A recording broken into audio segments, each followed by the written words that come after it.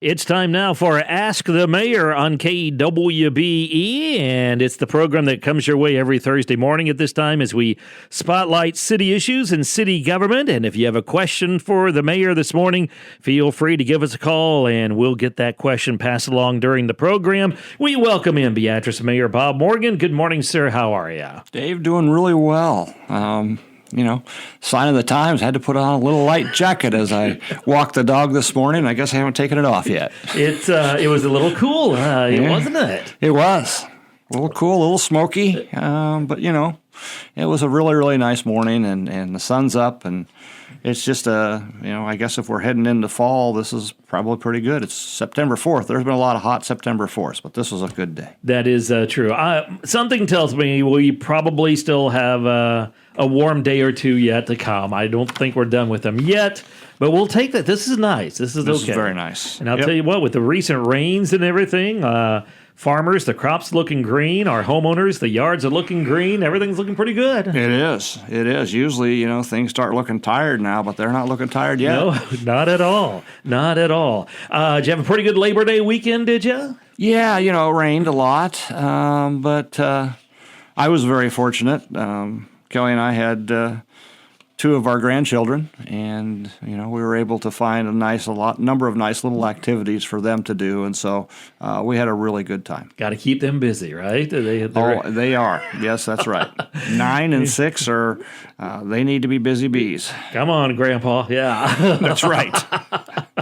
Well, because of the Labor Day weekend, you did have to move your city council meeting to Tuesday night. One of the things a week from today is the Big Give Gage event for the 7th year now for this event, and you did a nice little special proclamation on Tuesday, didn't you? We did. We did the proclamation to thank them, number one, and number two, to draw attention to September 11th, 2025.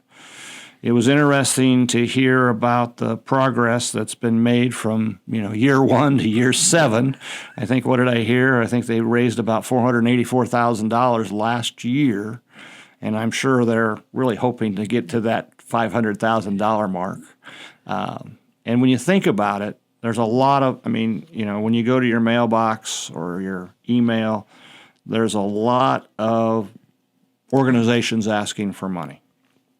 When you think about the Big Give Gage, the one thing that I know happens with any dollar that you give stays in Gage County.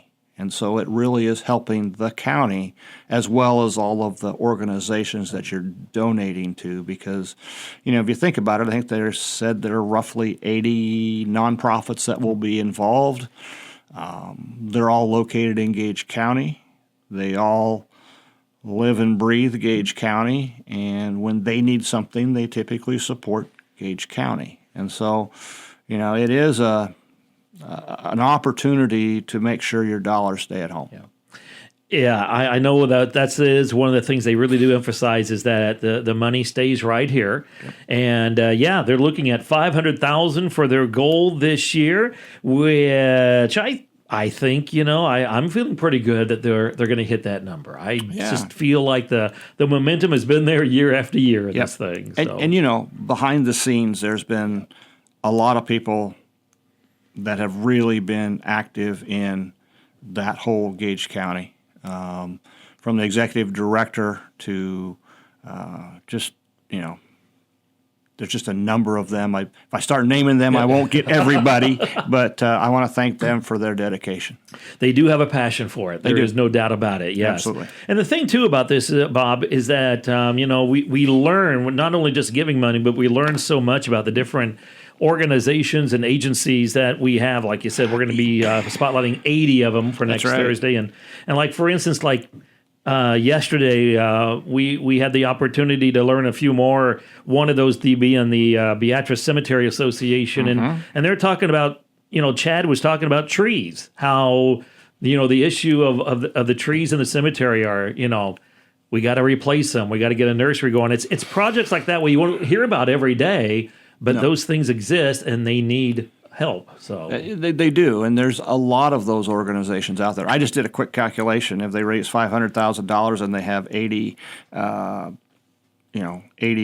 organizations, That's about $6,250, which really helps for some special projects.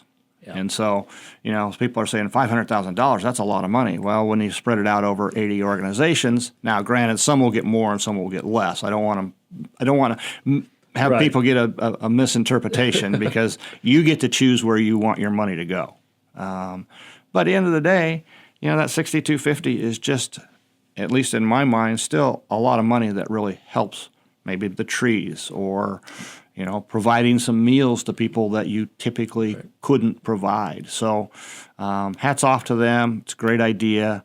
I hope it's a big success, and whatever their goal is, I hope they make it. It'll be again next Thursday, and we encourage you, to give and help support some of these groups. Well, let's see. Yeah, you did have your meeting. Budget-wise, you're going to be able to approve your budget here in a couple weeks. How's the budget looking for the city? We will look at approving our budget on September 15th, which is a Monday night. As I was looking through all the things there, I know that, how do I say this? We employ about 155 people plus. When you think about all the things we do, from electric to WPC, which is the sanitation plant, to water to sanitation, then in the general fund you've got the fire, the police, dispatchers, the administration, the parks. That's a lot of people.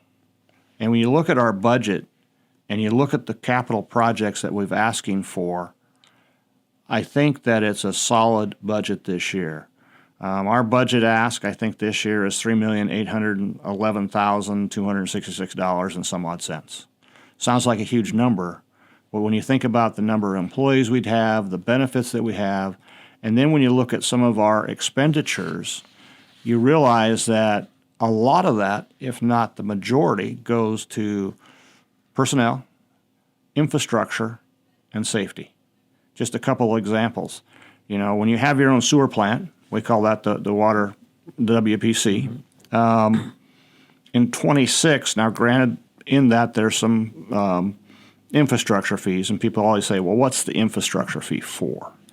Well, what it really is to continue to bring the WPC plant up to where it needs to be, to the right standards. Every 5 years, the state comes down and checks our effluent water and our pollutants to make sure it's within the right standards or the right, levels, a certain level or below. We have to continue to upgrade that, because if we let it go, there's going to be a huge chunk at the end if you have to redo the entire WPC plant. So in 26, we're going to dedicate capital projects of about $4,100,000. And that's to keep that plant up so that, lack of a better term, our waste products get cleaned out and move on to clean water. So that's a big chunk. And then if you look at like the general fund, which the general fund is where most of your property tax dollars go. And the general fund supports fire, police, dispatch, administration, and parks. Now, when you put parks on there, you think, well, that's not maybe quite safety as well as some of the others that I read. But they do it on 4 people, plus summer help. So they really put in their time. If you look at, if you look at fire and police, fire, let's start there first. As we look at the capital projects 8 years out, we have to figure out where do we want to be with money. So if you think about fire, we know, and we've talked about it on the radio before, our pumper truck is now 31 years old. And we're hoping to purchase we've got an order in for a new pumper truck, and it's been in there since 23 or 24. We're hoping in 26 or 27 the new pumper finally gets here. And you might say, well, why does it take that long? There's been a number of consolidations where the small fire engine manufacturers have been bought out by the big manufacturers, and the big manufacturers have realized there's a lot of profit in building a fire truck. And so we're still waiting in line for ours to get built. And, it was $803,000. It'll probably be close to $1 million by the time we get it, because they're not going to hold that bid, of course. They're going to increase as we go. So there's going to be an expense. This year, probably one of our bigger expenses, and it has to do with safety, is we're going to have to do some upgrades to our communication system. So in other words, when you call a dispatch, you want to make sure that you get help. So we'll be looking at a number of items that we use, and that total is going to be about $967,000. Now you ask yourself, wow, but if you don't have that and you need to call 911 and you can't get through, that's not a good situation. So I think the increase that we're going to have this year, and there will be a little bit of property tax increase, will really go down to two things: infrastructure and safety. And I feel good about that because I know between our dedicated staff and upgraded infrastructure as we go over the next 10 years, and then the safety issue, I know that when you call 911, somebody's going to answer. And I also know if you need an ambulance, it's going to leave the fire station. And if you need a police officer, they're going to be there when you need them. So I think it's a very responsible place to be, even though we know that we're going to have a small increase in property tax. What feedback have you received as you're putting the budget together? What feedback have you received, like from the council members, and have you heard much from the general public? Great questions. Council members, I think Hannah Bell, our finance director, spent about an hour and a half with us on Tuesday going through the budget. I think there was some really good questions asked by all the council members. I think they have a pretty good grasp of the budget and why it's where it is. I think Hannah did a great job. I will say, we advertise the public hearings. We advertise our agendas. We had one individual, and I want to thank that one individual for being there because I know that they learned a lot, and they even mentioned they learned a lot because this is kind of the nuts and bolts of how we get the money to get things done. Yeah. Seems like generally when you do have some sort of a public hearing, whether council or school or whatever, it seems like general public tends not to really come out and voice their opinions. You'd probably like to see a little more of that just to hear from people, wouldn't you? Right, especially in that setting. Yeah. And I'll say this. I think it's gotten too easy to sit back and use your keyboard to voice your opinion after the fact. And, it would be nice to have that input, or at least I think the understanding. I think that's really what it boils down to. For instance, in this budget, and you think about all the different departments that we have, that was really a very good hour and a half to understand how the city operates. Yeah. It really was. And I will say, from a transparency standpoint, our budget is online, and we record our city council meetings. So if you're really interested to know where your money's going from the city, you can go to our website and you can find the city council meeting. And it really, I like numbers. If you don't like numbers, you might be a little bit bored with it. But if you sit back and go through it, I think it was done in a way that everybody will really totally understand where our money's going. Okay. All right. So again, you'll probably, you said what was the date on that you're going to approve? Monday, September 15th, we will approve the budget, along with one other thing that may or may not be on the agenda, but I think we're moving toward that. One of my goals was to ensure financial security for the city. And I know I'm working with a few committee members. I think it's Mike McLean and Ted Fairbanks. We're looking at how do we put in place a cash reserve policy. And basically the cash reserve policy is going to make sure that in the bank we have between 3 and 6 months worth of operating expenses. Because we don't ever want to get to the point where, oh, gee, we got $80,000 in the bank and we owe $120,000. That's not a responsible place to be. So you kind of think about it as a savings account or emergency fund. I think the cash reserve policy is just an important part of to get passed, at least while I'm in office, so that I know they've got some guidelines to make sure that they keep the city running in a and I'm not worried about it because the people we have in place are phenomenal. But this way, we know we're in a safe place for years to come. Okay. All right. 8:45. Let's take a short break. We'll come back, have more with the mayor right after this.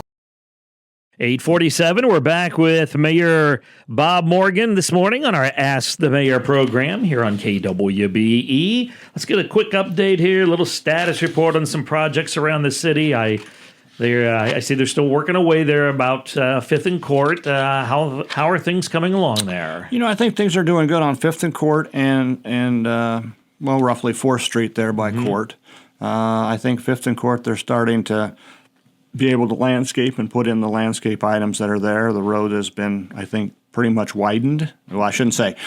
The parking stalls have been pushed in and widened. The lanes were okay. It was the length of the parking lot. So I think it'll be a little easier to drive through when they're done, and I think they're doing a really nice job.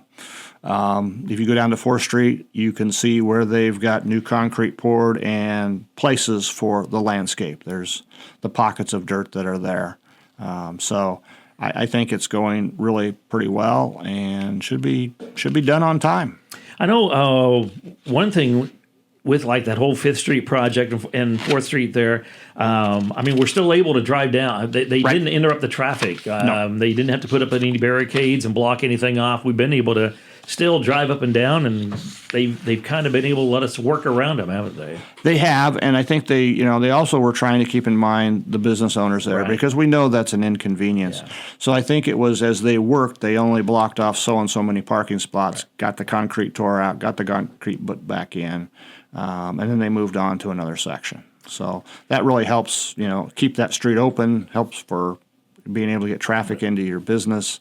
And again, for the people that are on 4th and 5th Street, thank you for your cooperation, because it takes business owner cooperation to get those projects done. Absolutely. Any other street projects that are being done right now, or are we kind of getting ready to wrap up that season? Well, we still got a ways to go. As I look at it, Lincoln Street is pretty well opened and done. There might be still some sidewalk work that needs to be done. For us, since we're going to open 2 housing development areas of the old Paddock and Lincoln schools, which is Corral Crossing and Heritage Heights, they're working diligently there. I know there was some sidewalk work done at Corral Crossing. One of the things that we had to do, and if you live in that area, you probably saw a lot of trucks, because we found that our design team that was developing and laying out that those 2 subdivisions made a little bit of a mistake and underestimated how much dirt they did by a substantial amount. I think it was 8,000 cubic yards or something.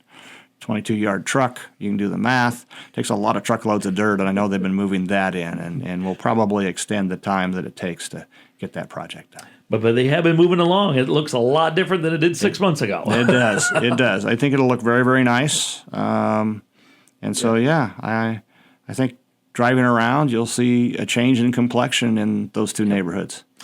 Work continues at the airport, I Yes. think, doesn't it? Yes, the runways the aprons are being worked on. Moving it has cost us a little bit of funds because we do sell a lot of fuel. And we're moving the fuel island, and that's in the process, so we're not selling fuel at the moment. But yeah, the work continues. Nice thing about that is typically the things we do at the airport, the FAA has funds. And so the government is paying 90% of the dollars that are being spent out there, and our match is 10%. So that's a pretty good deal. Okay. So for every dollar we're spending out there, 90 cents they pay and 10 cents we pay. And the work at the landfill moves along? It does. It should be pretty well getting done. The first liner should be in place.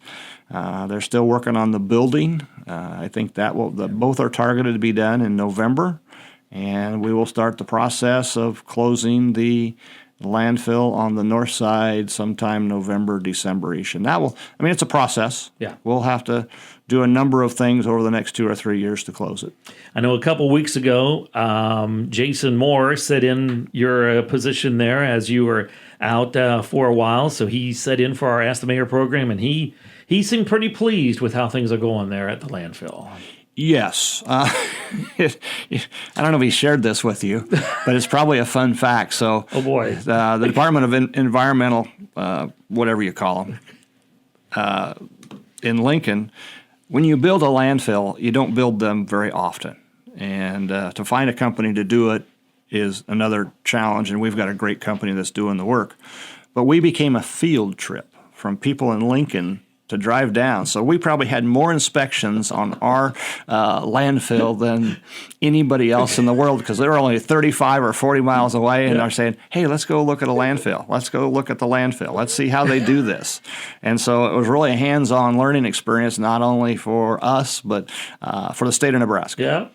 Maybe we need to charge admission. What do you think? Well, I was hoping we could charge, a gate fee, but, I don't think they were really excited about paying that. I do think they learned that when it rains, you probably don't want to come down in a car. Is that okay? I heard through the grapevine that one might have gotten stuck. Oh, no. Oh, really? But, those are the things that maybe if you get outside of Lincoln every once in a while, you'll understand what gravel and muddy roads are like. That'll come back and bite me, but that's okay. Oh, what's the latest status report do you have for us on the Dempsters? How's things going there? They're going good. McGill Asbestos Abatement Company, LLC, is pulling all the asbestos out except for the roof, and I think things have moved along pretty well. They got to be more than halfway done. We actually have paid them for half of the work. I think it's in good shape. I think that's just one more step forward, and it's one more step forward in a very long process. Very long process. If you go back to the budget, the money to tear down Dempsters comes out of the general fund, and that's also where your police, your fire, your dispatch, your parks come out of. We are allocating out of the general fund approximately $200,000 a year over the next 5 years to take Dempsters down. We're also looking for grants. We would all on the council, the mayor, the administration would love to have that building down sooner.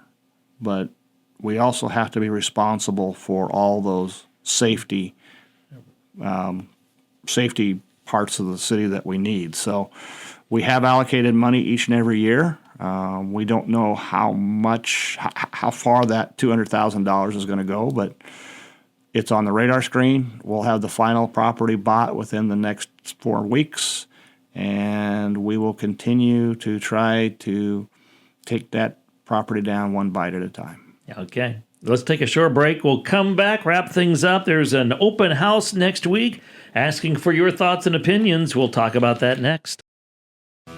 We are back on our Ask the Mayor program. Just a few minutes left as we get ready to close things out today. And as we get ready to move along here, I do want to remind folks that there is an open house next week where you can learn a little bit or talk a little bit about a new water park project for Beatrice. Let's hear a little bit more about this, Mayor. Sure. Our water park is approximately 25 years old. That's kind of the life expectancy of a water park. One of the things I will say is you look at the city's philosophy of planning ahead. We're starting to do what we call is basically a master concept plan to see what a new water park, somewhere around 2030 would look like.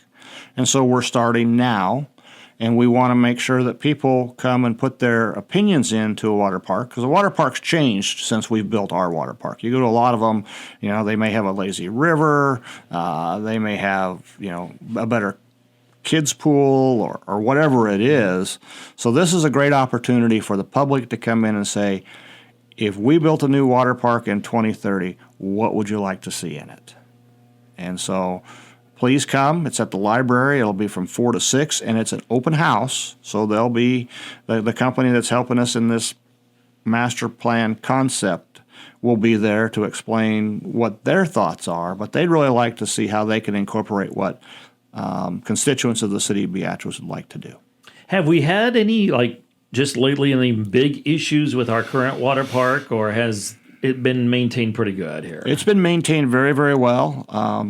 That's where the consulting team started, is they went through our unit, and what they were looking at is the condition of the park. They were looking at what parts and pieces might they be able to incorporate, and those type of things. So it is in good shape, but it is 25 years old, and so as we move forward, I think, as you think about forward thinking for the budget, we budgeted a certain amount of money. This particular process with the master concept plan or facility plan or whatever you want to call it, I think is roughly about $25,000 or $30,000, and that's coming out of 2025 money.